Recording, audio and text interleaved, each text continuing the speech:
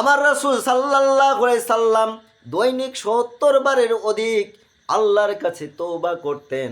আমার ভাইয়েরা একটু খেয়াল করে শোনেন, আমার বোনেরা ও আমার পর্দার অন্তরের বোনেরা, যারা আমার কথাগুলো শুনছেন একটু খেয়াল করেন। আমার রাসূলের চরিত্র ছিল উন্নত চরিত্র। আমার রাসূল জীবনে কোনোদিন গুনার কাজ করেন না। আমার রাসূল সাল্লাল্লাহু আলাইহি সাল্লাম জীবনে কোনোদিন পাপ কাজ করেন না। আমার রাসূল আল্লাহর পক্ষ থেকে যে কথা পান তাই বলেন, নিজের ইচ্ছা মতো কোনো কথা বলেন না। আল্লাহর নবীর আগের এবং পরের সমস্ত গুনাহ আল্লাহ রাব্বুল আলামিন মাফ করে দিয়েছেন। আমার রাসূলের আগেরও গুনাহ নাই, পরেও গুনাহ নাই। এমন একজন রাসূলের চরিত্রে থেকে আমাদের চরিত্র গ্রহণ করতে হবে। আয় রে ভাই ও আমার বোন, কেন আমরা পাপ কাজ করার পর আমরা কেন ঘুমিয়ে যাই? আমাদের কি লজ্জা হয় না? আমাদের কি চিন্তা হয় না এই পাপ নিয়ে যদি আমরা মরে যাই আমাদেরকে জাহান্নামে যেতে হবে?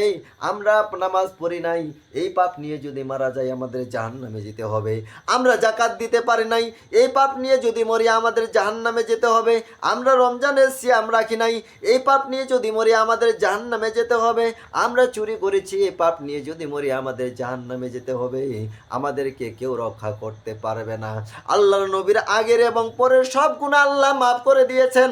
এত সত্ত্বেও আল্লাহর নবী দৈনিক ৭০ বারের অধিক তওবা করেছেন। আমার ভাইয়েরা ও আমার বোনেরা একটু খেয়াল করে শুনেন, আমার রাসূলের চরিত্র ছিল, আল্লাহ রাসূল সাল্লাল্লাহু আলাইহি সাল্লাম বলেছেন, আল্লাহর কসম আমি দৈনিক ৭০ বারের অধিক আল্লাহর নিকট ক্ষমা চাই ও তওবা করি। আল্লাহর নবী স্বয়ং তার পাপ না থাকা সত্ত্বেও যদি ৭০ বারের অধিক ক্ষমা চাইতে পারে, আর আপনি পাপ করে আপনাকে কি ৭০ বার ক্ষমা চাইতে হবে নাকি? না বেশি পরিমাণ ক্ষমা চাইতে হবে? ও বোন, আপনার পাপ করেছেন, গীবত করেছেন, আনন্দ করছেন, ফুর্তি করেছেন সারাদিন, আপনি কি ৭০ বার আপনি তওবা করলে হবে নাকি?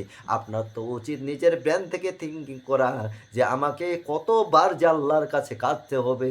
যদি তুমি কাঁদতে পারো, দু চোখের পানি ঝরাইতে পারো, তাহলে তুমি সফল কাম হয়ে যাবে। তুমি যখন পাপ করো আল্লাহ রাব্বুল আলামিন অস্থির হয়ে যায়।